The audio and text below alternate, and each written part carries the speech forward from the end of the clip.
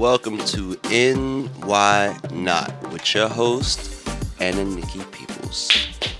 Hi guys! Yeah! What's going on? Ananiki Peoples here, OMG Nikki, Ms. P. Y'all already know, all of those people are me, okay? Sometimes my hair is straight, sometimes my hair is curly, and sometimes my hair is under a bonnet, okay? But regardless, same girl. Now listen guys, this is our Christmas show. I'm very excited, because one, I don't celebrate Christmas, so why the fuck we doing a Christmas show? Like, you know what I'm saying? But I don't want to get canceled. I'll still put on a hat, I'm sorry. No, you're good. I'll still put on a hat. Be in theme. You know what? And yeah, I'm kind of like feeling like the spirit a little bit. I kind of want to sing a little bit. You're on my fucking shit list. You're on my fucking shit list. You're on my fucking shit list. Okay, that's it. All right, guys. So welcome back to the NY Not podcast. As you already know, I'm OMG Nikki with the underscore, because I'm the underdog that's about to be on top. And today we have a special guest, Mr. Ferris Wheeler. Can I say the third name? Yes. Can I say it? Jay. Yeah. That's a lot. Who are you named after? So Ferris is obviously, it stems from Ferris Bueller. It's a classic movie from the 80s. Growing up in parent-teacher night, we all know those dreadful nights when we'll be the best student that day, right? Uh-huh. I wasn't a bad kid. What I was not even disruptive. The teacher would say I got the class's attention more than the actual teacher, right? So whenever I stood up or said a joke or something, the class would turn around and see what I would do because I would sit in the back on purpose. And my grandmother raised me, so they would always tell her, your son's like the new age Ferris Bueller.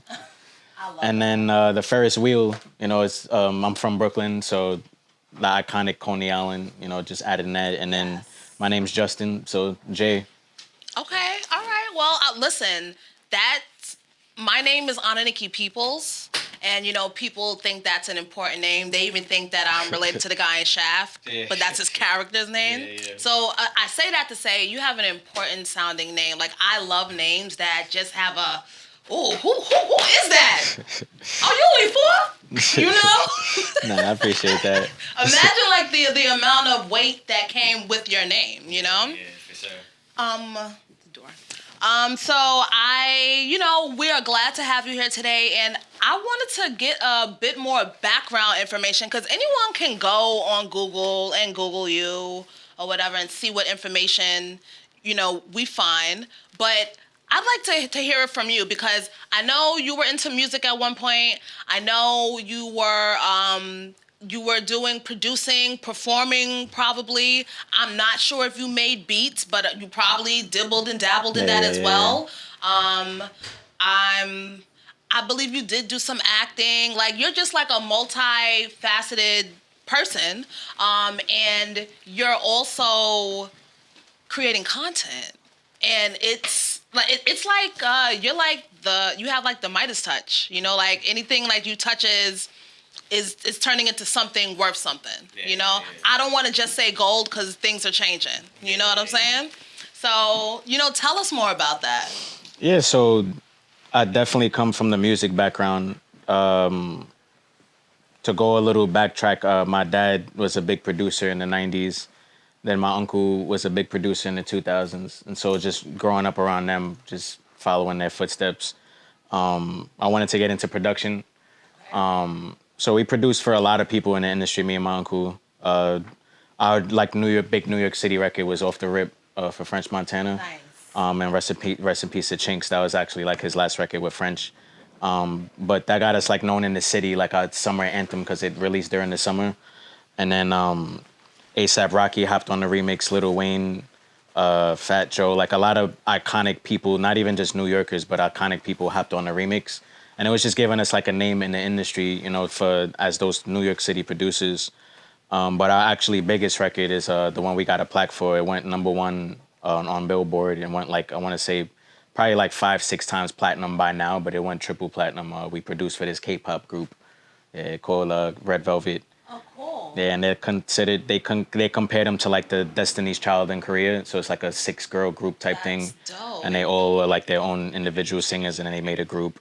And that was like 6-7 years ago we did that. Wow. So I got very jaded in the music industry for my obvious personal reasons. I can only imagine the experiences. Yeah, this industry is hard. Like I tell people, when you have a dream for something, you don't ever do it for money. It's like it's really a dream that you dream of making money for it one day. Right. But I was telling people when we started hitting accolades and getting plaques and like doing these big records, and then we were getting cut out of certain things, I was like, where's the money that we actually owed for the stuff that we finally made it happen, like a dream come true type thing? Right. But then now we're not even like we're not reaping the benefits of it, right?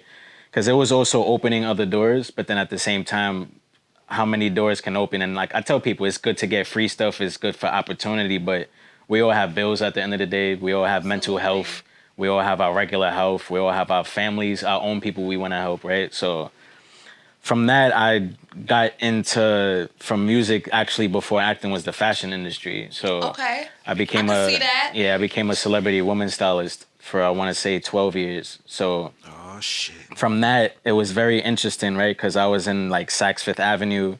I was in Bergdorf Goodman. I was in like the top stores like on Madison Avenue and Fifth Avenue. And then just me being a personable person, I worked my way up of like, I'm going to sell clothing to somebody, but then now if you're coming in for one thing, you're spending a lot of money. So I know how to work with celebrities because I came from the music background, and then we also worked at Quad Studios, Penthouse Studios, in Times Square. And that studio was, for people who didn't know, that's where Tupac got shot in the lobby. So like that was the fame of, obviously something like that happened, but that was the studio we were at for a long time. So I'm around the biggest music celebrities, right? Now I'm around the biggest actors and actresses because of the fashion industry. And I was jaded by that as well. Like just being around certain people that I met. Like I tell a lot of people, don't meet your heroes sometimes. It's like disappointing. Super disappointing, right? And I give a lot of people the benefit of the doubt because like I said, backtracking, a lot of people have mental health. You can meet your favorite person in the world and then they had a bad day or they got a call. Their family could have been sick or someone could have passed away, God forbid. And then now they don't care who's in front of them. They're just going to lash out or like, get away from me or hit the phone out the way. You don't know what they're going through. But I was around some of these people that I won't name for 8-9 months, right? I was around them with their personal teams, their management, the people that got them to where they're at. And when I saw that they were just shitty people, I'm like, damn, like, that sucks. That's another reason why I got out of the industry, because I was working with these people and I'm like, they're not even good to their own people, right? So then now I want to say I got into acting. I was always like, my goal as a kid was voiceovers and acting. Okay. Like being that, like I said, the Ferris Bueller personality in school. I was always. You do like different types of voices and stuff? Yeah. I dabble in that. Just like a little sample, a little something. Un poquito. Un poquito. So right here we have something very people. Yes, very. Yes. Very good. Nice. I like that. But I do more so like the. I do more so like the because I was reading to a lot of kids. Like when I was growing up, I was an after school teacher like in programs and stuff. So I was very animated with that story thing. So just dabbling into wanting to do voiceovers and getting into that, I got into acting, and I'm heavily tattooed. Like you can see just from my hands, but I'm completely covered. For 7 years, I was getting typecasted as a drug dealer. As a junkie and as a prisoner, right? So I was in the top. I did like a circle back with my team of like, a media kit is one thing I always recommend to people, that they always ask me, how do I get these deals that I land in sponsors and stuff? And even a music artist needs a media kit. Absolutely. If you want to land a deal with like, let's just say you want to do a campaign with Target, I was trying to teach people not to do a one-off like content, because I'm not a content creator or influencer. I tell people I'm a brand strategist. Because I've gone to places, right, where there's 100 content creators and they're all telling everyone the same thing. I'm an influencer, I'm a content creator. And the one thing that changed my knowledge and my like verbiology with things, when I was at this charity event, right? Suit and tie. I'm wearing a suit. I'm seeing billionaires and millionaires, and I'm with my PR person that's telling me that's the person from like the head of Chase and like just these Fortune 500 companies. And I'm a very personable person. I tell people you got to take that shot that you might not be able to take ever again, right? So she's telling me who to direct to, and I'm like, yeah, I'm gonna go there. I look nice. I'm wearing this suit. I got the confidence. I'm from New York. I'm gonna walk up to them. They knew what I did for the page that I'm associated with, but like to have a multi-millionaire, like, oh, you're a content creator. My grandson does that. Like he nudged it off so. They downplayed it. He downplayed it so like. And it wasn't no disrespect how he did it. It's just what he knew the content world for what it is right now. It's oversaturated with everyone wanting to do content, with wanting to be seen with doing the wrong shitty content, right? So I told them now the next event I went to, people were like, oh, I seen you in the cab, because I have a brand deal with Curb. So I'm in every yellow cab in New York City. Congratulations. Thank you. And that's been out now for like 2 years we've had that deal. Now when I'm with these meetings or I'm on Zooms or I meet these people, what do? I'm a brand strategist. You know, I know how to make something go viral. I know how to bring awareness to what you're trying to accomplish. Saying it that way, that horizon is way broader. Absolutely. And it doesn't typecast you. And I've been to events, right? I've been to events with other content creators that were trying to have conversation with people. And my conversations went from, oh yeah, let me link you with my assistant, to, oh yeah, email me, to, oh yeah, let's meet. Let's meet next week in the office. And that took 10 years. I tell people it could take 10 years for 1 year of your life to change. And I've seen that meme, we've seen that quote, but literally that's what happened with me last year with stuff. So I'm just curious to know, because of the experiences that you've had, you know, you've been in this business for a while with some successes and some, I don't like using the word failure, but that's the word I'm going to use. I don't consider failure, right, some speed bumps, you know? Hurdles. And right. And I don't consider those things that happen to us in our experience, reaching our goal and finding our purpose. I don't consider those things bad things. So what I wanted to know is, how did you stay in it? Because I get the being passionate. I get the not doing it for the money. Trust me, I do, okay? How do you stay in it? Like, I know the answer to this, but I want to hear your answer. I'm looking for similarities, and maybe someone watching will hear something that this brother is saying that will help you stay in it. Absolutely. Okay? Help you stay in it and, like, really reach your purpose. It's going to sound very cliche. People might have heard it before, but I stayed in it because I wanted it bad. Like, I really wanted to be where I wanted to in life. I really wanted to make change. I really wanted to do things that, like, for instance, like, people stop me all the time for what I do. Mm-hmm. And I'm humble for that, right? Absolutely. But I'm more humble when people don't know what I do. And I express that to a lot of content people that want to be seen for the wrong reasons, right? Right. And when people's like, yo, you famous like XYZ, I'm like, nah, fame, right? I've been around real famous people, right? Fame to me is being able to change the loved ones around you's lives. Right. Friends, family, giving them an opportunity now, like, to give them a job, give them a type of salary that they're doing what they want, but they're getting exactly that type of thing. I also was tired of seeing people that didn't look like me and my friends and family speak, not even speak up, because everyone I know speaks up, but they didn't have a platform or an opportunity to be in these rooms with people that don't look like us. So literally, I speak in schools now, and I speak in a lot of schools in the Bronx, particular. Okay. Reason being, right? Me as a content creator, I see people from the Bronx shit on their own borough, right? My whole life, people have clowned the Bronx in particular. I'm from Brooklyn, but my whole life, people have clowned the Bronx for being a dirty borough, the most unsafest, all of that stuff. When I started working with actual teachers and principals, right? I didn't know that the borough of the Bronx is the worst for schools, right? Over 60% of schools in the Bronx don't have a functioning library. I didn't know that. And I didn't know that till a principal told me that last week, right? So I was in the school talking to them, and the library that I was in of a school that was open for 15 years didn't have that library that I was in open for 15 years. They just opened it this year. Wow. So I was like, how did a school of 500 kids from pre-K to fifth grade, how do they function as a school, right? They're just giving books and a curriculum. They don't have librarians anymore. They don't even have like a little library in their classroom? Wow. Well, yeah, that's all they have. Like a little cubby like that in a sense, but you having a class of 30 kids, Right. they not really learning other than what the teacher's teaching them. They don't have like the leisure of reading books and doing other things. So I wanted to take my awareness and my platform that I have, because I was tired of my first video 6 years ago is like my biggest video. It had like 115 million views, right? So I was telling people having that many views on one video and not making a cent from it showed me a lot in life. That Right.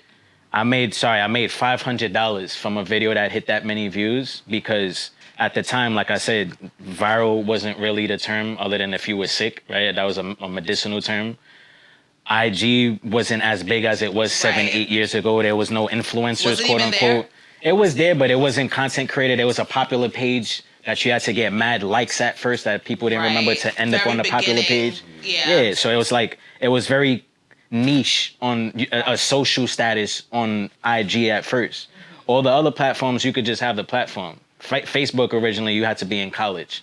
So it was like certain things that I was seeing that like, damn, this content made me no money till Ridiculousness. Rob Derrick's team from MTV had hit me up. They saw the video and they gave me a quick little bag real quick to just put it on the show. And then that's when I told people from that aspect, I was trying to see how I could get content that got that many views. And now how could I monetize off of it? Because monetization didn't exist on any social media platforms except for YouTube. And YouTube wasn't really a social media platform. It was like the mecca for content, for short form content, long form content. It wasn't an app that you're seeing dancers in a sense. Like you see it now on their short stories page, but 8 years ago, right? It was non-existent. And then COVID is what changed everything. COVID changed everything. And I was on the West Coast all of COVID. And it's crazy because, like I said, I was getting typecasted. Were you in like a creator's house or like something like that? Here's what happened. I stopped taking castings, right? I was on 4 #1 Netflix shows as background. Damn. And what I told people was, I still recommend people to this day to take free product when I preach not to, but I preach off of my experience. I say take free product to an extent, right? Take it for the first few times in the first quarter. Don't take it the whole year, right? I explained to them things that I went through, right?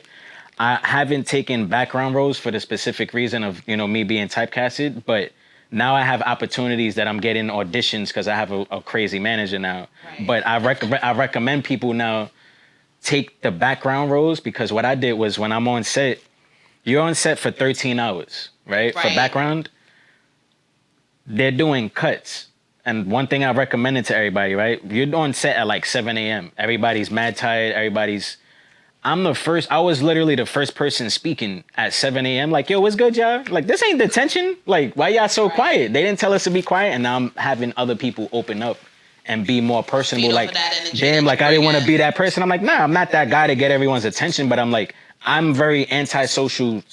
I'm one of the most antisocial people in the world. You're an introverted extrovert. Both aspects. Like I will go to an event and see people that I'm like, oh shit, that's this person, but I would rather be home. That type of thing. And COVID, I was on the West Coast. I was in Arizona with my sister. And I told myself when I came back from New York, I didn't want to get all of these views without monetizing and without making opportunity. And then everything took off from there when I got back. That's what's up. You spoke it into existence and made that shit happen. Yeah, I told my team I didn't want to, like, I could do a video right now on the train and go viral. I do consultations for record labels for their artists. I work with Rock Nation now. I'm doing a lot of stuff with these huge brands that, if they want a viral moment, we can do that. But then now I have this small team now, this production team. You're building the what's next. Yeah, like I want to do commercials, and that's what I'm doing now with Rock Nation. Like, they knew me for my viral content, but then I was like, nah, like I want to do something bigger than that. That if you trust my creative, mind, I can do something very dope that can be seen by a lot of people now, right? So that's my goal now, and that's the one question I tell everyone, whatever they do, what is the goal for what you want to do, right? Because you can ask anyone what's their 5-year plan and 10-year plan, but your life can change next week. Your life can change tomorrow. Like I've had people that were completely healthy pass away the next day that I got a call that I saw a few days prior. So it's like life is so short with things. That's why I'd say be a good person, but then whatever you're doing, because I remind people, respectfully, and I always use the term respectfully because I never want to offend anyone. I always mean it. I'm one person, I'm always mean respectfully because I tell my friends that don't ask me your input on your music and certain things when I have labels asking me their input on A-list artists, right? Right. It's like, I'm not going to lie to you because you're my friend. I'm not going to lie to you because you're my mans that I know my whole life, or I don't sugarcoat things. Have you lost friends because you were so honest? I went through 3 teams. I ain't talking about teams, talking about friends. No, my team was my friends. Oh, why you do that? My first team was all my friends, right? Damn. My second team was people that I met through the grapevine, and then my last team, my team I have now, I really trust, right? Okay. Louda's actually one of them. Like, so. He's very trustworthy, very humble. Nah, I already knew from the bat, and we had a long conversation. But my team prior to that, so I was blessed with a real big opportunity with Snapchat. I tell a lot of people, get on Snapchat as well. I remember that. You guys were doing content. It was a whole group of y'all. Yeah, it was called The Dreamer's House, and Snapchat gave me a 6-figure deal to make my own show, which I actually still have my own channel. I just haven't posted on it because I have that channel for life, and it's actually very hard to get that channel that you need millions of subscribers. You need to hit these perks like if you was a Logan Paul. They gave that program to minorities, to 10 people across America. Make sure the content you're posting has purpose. Exactly. The other person on my class was Jazzy's World, that little girl that invited. Wow. Yeah, so I'm close with her and her dad. Wow. So we're part of the same class. Now she took off. God bless her. Absolutely. She's amazing. Like her dad, she has like mad siblings. She's from Bushwick. So it's like, she's amazing at what she does. She's also 12. So right. I'm 35. So it's like I've been doing this for a very long time at what I do. I tell people when it's your time, it's your time. Right? Just exactly. Always be a good person and give back when you can. That's the one thing I always preach. That's very encouraging to hear. It is. Yeah. Yeah, it definitely is. Like, you come with good vibes, and it's not like I'm not just saying this because of like your accomplishments. That has nothing to do with me. You know, like you just give off great vibes. I appreciate that. Yeah, absolutely. I just wish the best for you. Like, I hope you create. I hope to collaborate with you one day. You know, like we're gonna figure this shit out. Like, content creating, making music, producing, just being a creative in general. It's true creatives are complicated people, but so simple. You know what I mean? So, like, I just appreciate your mind and what you talked about today because I know it's going to resonate to someone. See? That was God saying, it's going to resonate. Okay, so, guys, I do want to get into a topic, okay? I would really love to talk about the Jonathan Myers situation. Are you familiar? Is that the chopped cheese? No. That's Keef Lee. Oh, Keef Lee, okay. I mean, I was gonna say that's the only thing everyone's talking about. I'm just like, but you know what? Because. Oh, Jonathan Myers, the actor. Okay, yeah. Yes. So I just wanted to know, because since you are familiar with it, we don't need to like explain the whole situation. What do you think about that situation? Because I'll tell you from my point of view, I was very judgy in the beginning. I wasn't public about it because I'm not like that. Like, I am public about things, but it really is after I thought about it 1,000 times. And it's probably looking like I'm just thinking about it. This is Jonathan Majors we talking about? Yes. What do I think I'm about sorry. him? I called him Myers. My bad. Myers. I was like, John Myers. Ain't that like Majors. the white dude I'm from... so sorry.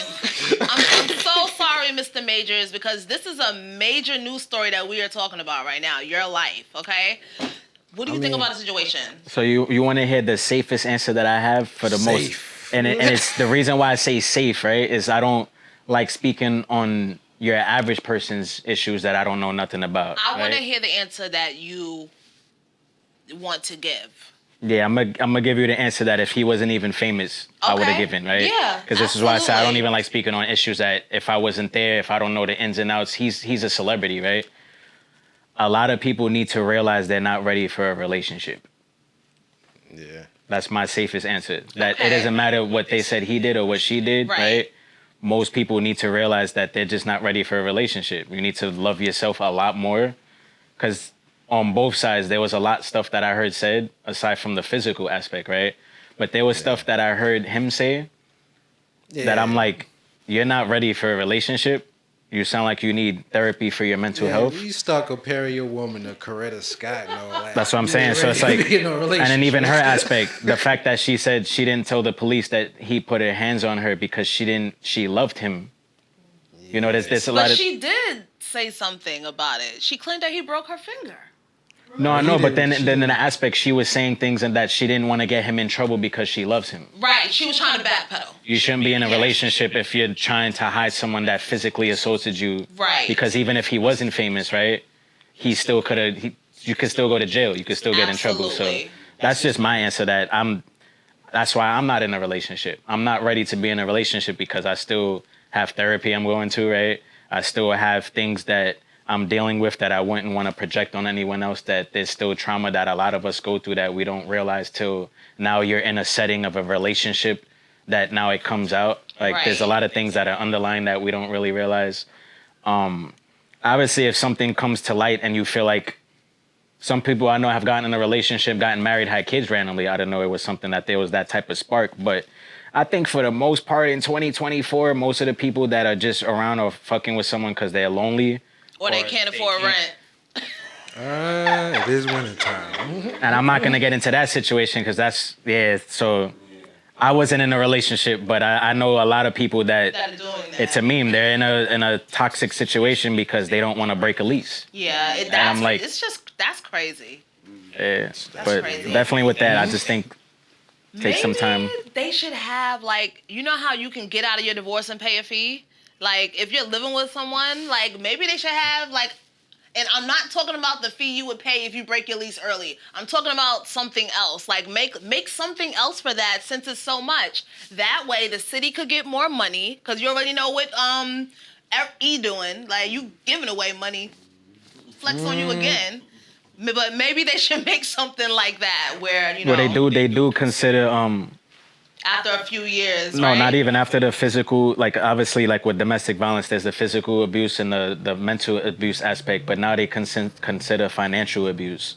So if you try to financially stop someone or like use that as an excuse that they need to stay, you can actually use that in court now, I think, to break the lease. How far back can this go? Because I could get some money. How far back can this go? Well, I don't know if it would be like getting money, but if it was like if you were saying that you're being forced to stay in a situation that you have to live there in the sense that the person's forcing you, that you can now break the lease and not have to pay the fines or XYZ or maybe get your deposit back if it's a safety type of situation. All right, so that sounds promising. You know, if or when I do get into a relationship and I may need that type of security, I'm gonna definitely look into that. Like, it's good to know that you're, like, listen, I've lost a lot of money on niggas, right? That's all I'm gonna say. Also, don't ignore red flags. People ignore too many red flags because they just want to make it all. What are your red flags?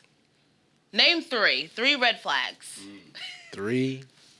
Looking louder, he look worried. No, I'm trying to think of So most of us, a lot of people, obviously, being from New York at our age, didn't have both parents growing up, right? Okay. So I would want someone to have a relationship with at least one parent. So if you don't have with both, right? Now I want to at least know why, in a sense. Like if you was a bad person or you trying to use them, whatever. Not taking accountability, that's a huge red flag. That's a good one. Yeah. And materialistic people still in 2024. There's like I said, COVID. I lost family. I lost like a lot of things during COVID. Like family I lived with like my whole life. Like one of my biggest supporters was my uncle that passed from COVID. So it's like when I still see people being shitty or still being materialistic with things, and we all lost everything at one point in our sanity or whatever. Like if it wasn't materialistic or a home, like just something that meant to us.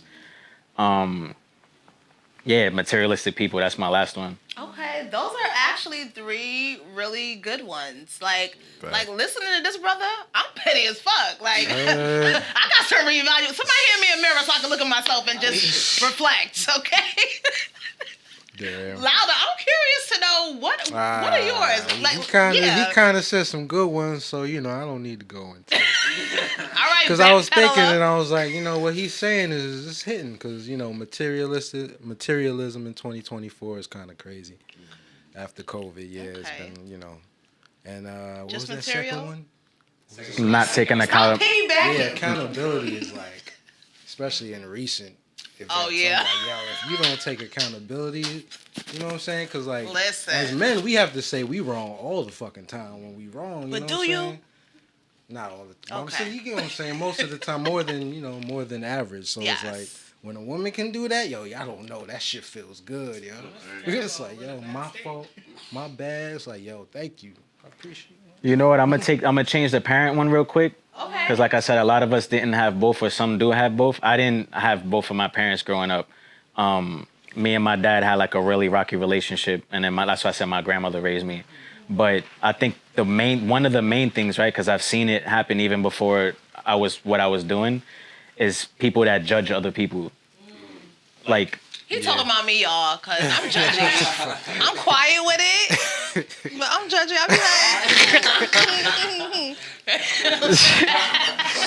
like... nah, it's like I've been on dates before, right? And like, we're in each other's faces, we talk, and everything's all lovey-dovey, and like, it's all sweet. But then now when the waiter comes, she turns into like this monster, and it's like, and I'm like, That's crazy. I was always taught to treat the help, because I come from, right, before I became like this celebrity Treat everyone stylist, well. I came from the stock room. Like I was the stock team. So it's like before I came, my last job, I was a store manager with a staff of 30 people. I would always express to my staff, y'all better never in your life treat stock like if they're in the basement, because they are, when they're the ones that's keeping everything aligned. Like, I could go on whole different, like, spiels on talking about different lives I lived. But that was the one thing that even the most successful people I know, they were like, I would see people with like these $1 million facilities that was super rich and treating their staff amazing and buying them lunch every day. But then the cleaning guy or the elevator guy that came, they're still showing them love and like, yo, did you get the card I got for you for your family? Like, I was seeing people that was successful, and I'm like, damn, they were actually treating, and there's a famous picture with Obama, like giving a fist bump to the garbage man. That wasn't planned. You could tell like he was that type of person that played ball, that showed love to people, that type of thing, that it wasn't a photo op. He was just really showing love to those type of people. Yeah. So when I see people, like I said, back to when I was with these celebrities and other content, I could care less about a content creator. No offense. Like, I don't care who they think is big.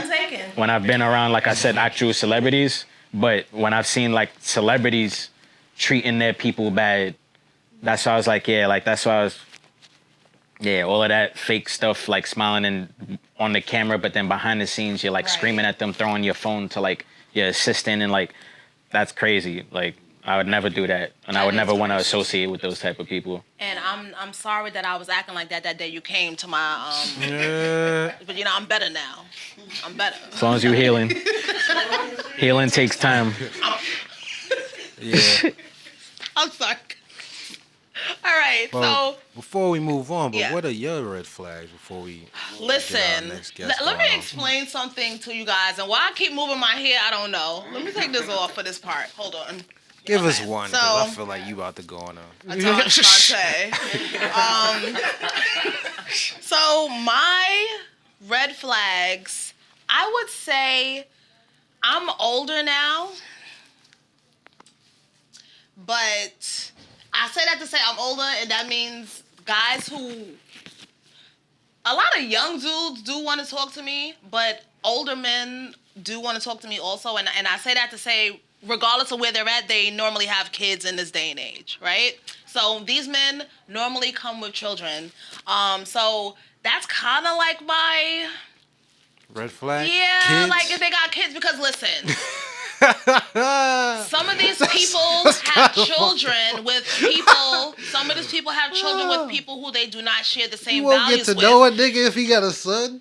Yeah. Oh, you got a kid? Nah, nigga, get the fuck out. Get the fuck out. Fucked Oh, up. we in a public place. I don't care. Still get the fuck out. Kind of fucked up. I'm just playing. I'm kidding, but I'm so serious because listen, Okay. they normally date somebody where they don't share the same values, and then they realize that after, and then it's too much. Like, listen, I have purchased summer homes for children, meaning I've invested into children's because I was trying to invest in their daddy, how their daddy invest in me. You know what I'm saying? and it doesn't work out. Like normally, I have yet to meet somebody who has a great relationship with, you know, like maybe they live in Minnesota or Montana or some shit. Not you in know? New York. Right, not in New York. So that's one. Another one, and let me just say another disclaimer, men have not been very fair to me. That's why I've been alone for so long, you know? And, like, I had one guy, guys, I can't even believe I'm saying this out loud. I had one guy break up with me because I had sideburns. Like, yeah, dead ass. Shit. He was like, yeah, it's something about your sideburns. Like, the nigga probably really didn't like me. You know what I'm saying? Like, he probably got what he wanted from me and just probably didn't want me no more. And obviously, this is when I was younger, but like, niggas, y'all are dumb. Like, y'all, do you see the side? Do you see this profile? You see all of this profile? Ain't nothing wrong with You some missing out. sideburns. Like, the fuck? Anyway, so it's men who... That's crazy. Men who are very concerned with where I'm from. So I don't like men who approach me and they be like, "Oh, are you Spanish? Are you this?" They want to know where I'm from. "Oh, I like your hair." Like, yeah, like fetishization. there's nothing wrong with that. But if you specifically looking for a woman with soft textured hair, I don't want to fucking talk to you. Like, no, if you coming in like that, like I get a lot of that and it feels icky. You know, that's another red flag. And That was 3. men who That was 3. want to have their first date. Oh, I'm sorry. Men, go ahead. Men who what? Men who want to have their first date like in my home. Like, Oh, yeah. I get a lot of that too. Like, Dudes that that's still why I do haven't that, that's gone- wild, That's why I yeah. haven't gone on any dates. That's wild that people, this Netflix and I ain't chill. gonna Like, front, you know. The fuck? I'm Netflix and chill all Like, day. how do you even know I got Netflix? I ain't gonna lie, You man. know? How do you even know I got I'm Netflix? Netflix and Exactly. chill all day. I'm like, yo, I ain't gonna Tubi. Like, touch why you. we You can't know what I'm Tubi saying? and I'll chill? cook. Do you Tubi and chill? Huh? Tubi and chill. That's what I could afford. Anything. I got all services. Amazon. I ain't gotta touch you. It was like, yo, we go order food. We could, you know what I'm saying? I could cook. You know what I'm saying? I'm Netflix and chill all day. I'm sorry. I get it. That is not always the case. But yo, that's That is not any case, all right? So, I mean, closed. I recommend house. that if you're in a relationship with that person that y'all chilled a bunch of times already and you have that comfortability That's to have someone, different. that's different. Yeah, But the that's first time, like, completely I have homegirls that's like, yo, this dude was like, yo, pull up, I'll cook. And then she went and he had an air mattress on the floor. Like, yeah, it's Is it like a crazy. slice of bread? Yeah, Okay. yeah, it's super wild. Like, and like, look, there was this guy who, he was so fine. And he said he wanted me. Like, he came to me. So, like, I knew it was, you know, like, hey, this motherfucker really like me. So, we're just having conversation. Would have, like, hours of conversation. 3-4 hours when I should be sleeping. And have class the next morning type of conversation, right? We finally decide to, like, let's try to, like, you know, have, like, a date or something. And he says, yeah, I can come to your house and cook. Is he? The next time I spoke to him, he was like, what are you doing? I was like, oh, I'm painting. I'm still painting louder. I got touch-ups to finish. I got things, I mean, I you know? agree. If it's like the first time around, Like, then, you know what? I'm saying? But, Who you know, I raised don't do you? it the first And time. then you didn't even invite me to your house. The answer would be no. But you didn't even invite me to yours. We can't go get tea, coffee. Invite I him, love yeah. espresso. Come I to your love house. espresso. Yeah, that's crazy. Invite I will himself pay to for your the house. espresso. Because you're not fucking me. Like, it's not not when you first come into my house. Maybe the second time, but I'm just saying. Okay. Oh my God. All right, guys. So We gonna. I actually want to ask Ferris one last question. Yeah, one last question. Okay, then we gotta so get to our next guest. do you celebrate Christmas? Like, what is your whole, you know, spiel or deal with that? So no lies, since I was 10, I didn't care about holidays. I was a kid that really, no one knew why. Like, I even went to therapy for it, that I didn't, like, on birthdays, I wasn't happy. Like, Christmas, I wasn't, not that I wasn't happy or sad. I was just, like, appreciative of just being around with family with stuff. So I never asked for gifts. Like, they would, like, literally beg me to ask what I wanted, and I never asked for gifts. So, I want to say last year I went all out with my family for the first time ever, like, You for do? Christmas. I just got everybody stuff that I found out what they really wanted that was mad expensive, and just got everybody for everything, yeah. That's what's up, for real. That's what's up. So I never really cared for it. I still, like, I put a fake tree up and lights and stuff, but to really care to celebrate it, like, I was more upset I couldn't do the charity event I wanted to this month because of like, not politics, but certain things that I had to have done that wasn't. That now I have to do it next year, but now you know. Yeah, I cared more about that than actual Christmas coming. Because there's only like just but a few kids I give gifts to in my family anyway. Like I don't give adults gifts. Right, right. Well, I'm 12. I respectfully tell people if I don't want nothing on my birthday, don't expect nothing on Christmas. Right. So it's like. Okay, I see that. I give people. And you're not a Jehovah's Witness or anything like that? Nah. I give people gifts already in general. People that know me know I already do that. Like, I also own an art gallery. So it's like. Nice. Okay. Yeah, I've been collecting art for like. You're doing a lot. Yeah. Like, what the hell you doing here? Like, how you gonna the fuck? Is this a hologram? No lie, I told Louda, right? I told him my days have been so wild the last few days because my manager, she's just getting me like into everything because I'm not a FOMO person. I tell people never in your life believe in FOMO because for years I was seeing the same people at the same events and I was telling me that I was doing something wrong, right? Literally, I was telling people just because you're seeing the same people don't really mean you're doing the right thing or you're at the right spots. Right. The spots that I'm going to now that these like super VIP exclusive stuff, I'm grateful, but I'm only seeing YouTubers now. I'm not seeing not one New Yorker from the content world that we know. Change your scenery. Listen, remember? Changing the scenery, okay? That's what I'm talking about. Guys, let's give it up for Ferris. Word.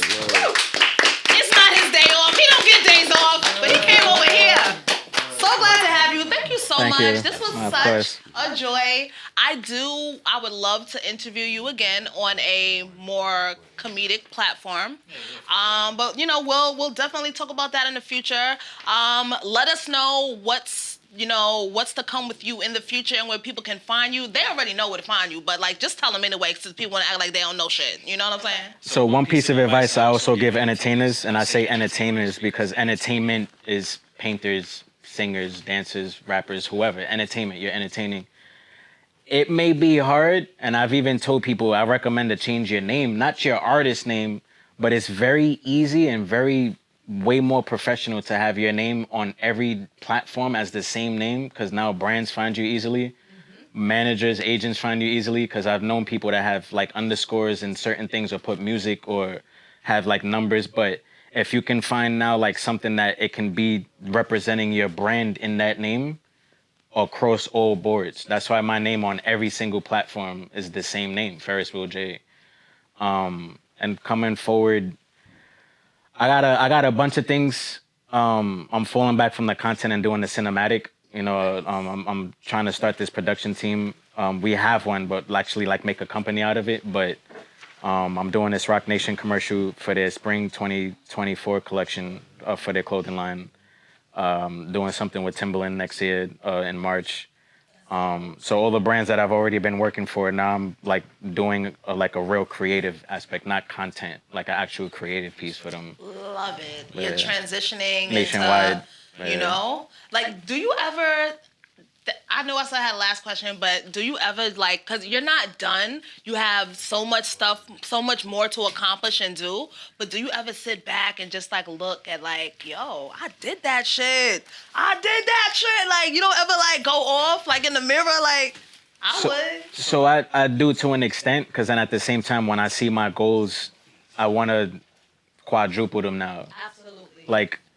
And I also, a good piece of advice I strive to people is to aim, and I say this, it sounds crazy. I say aim low, respectfully, not low in a sense of lowering your standards.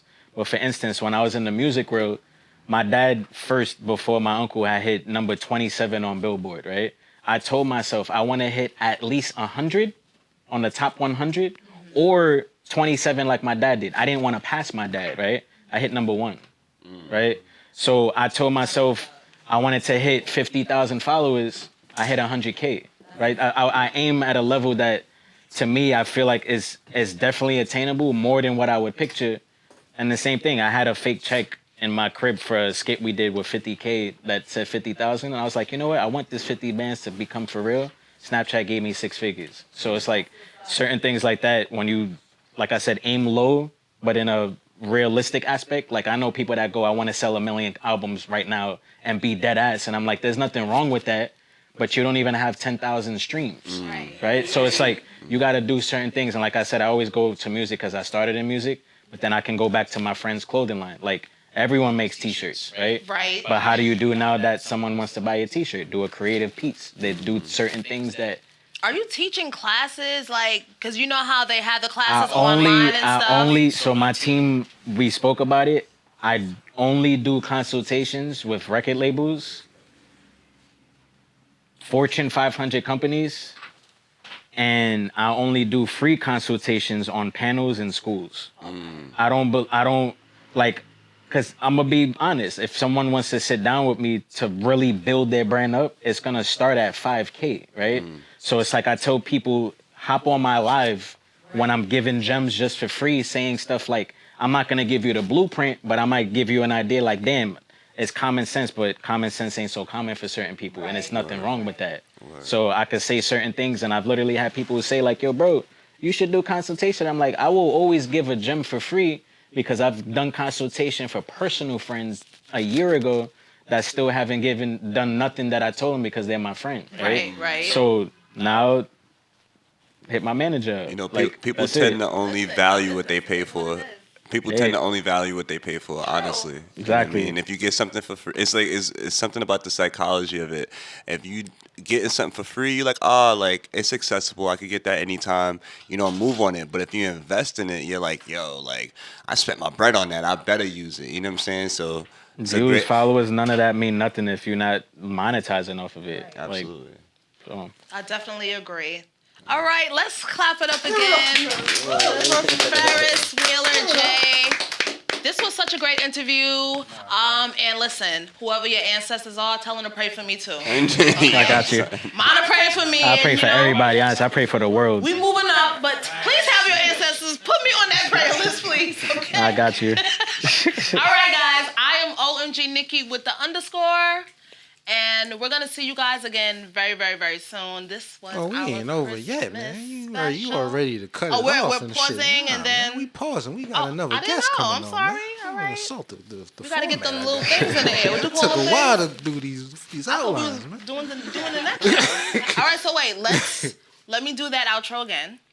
All right, yeah, just Okay. And let's do a pause and then we'll switch exit out. from Ferris and then we'll transition into Katiana. I'm saying it right? Katiana. All right, so I'm gonna do the outro one more time. All right.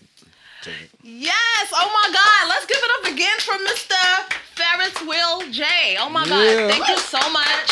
It was such a pleasure having you here. And, Thank you. Yeah, absolutely. You dropped so many gems. I am OMG Nikki with the _, and we're gonna be right back with our next guest. Yes, you guys ready? yes.